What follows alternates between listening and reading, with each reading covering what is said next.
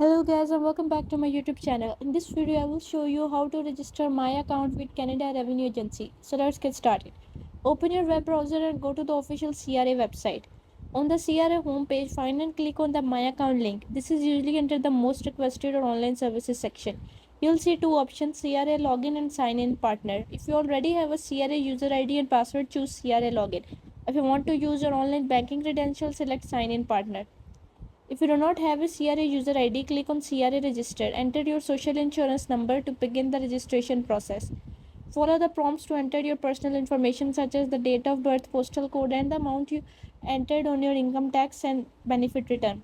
Create a user ID and password. Set up your security questions and answers. After registering, you will receive a security code by mail within 5 to 10 business days. Once you receive the code, log into your My Account and enter the security code to complete the registration. And that's it. You have successfully registered for My Account with the CRA. Now you can manage your taxes online with ease. If this video helped you, please consider giving this video a like and subscribe for more tutorials. See you in next video.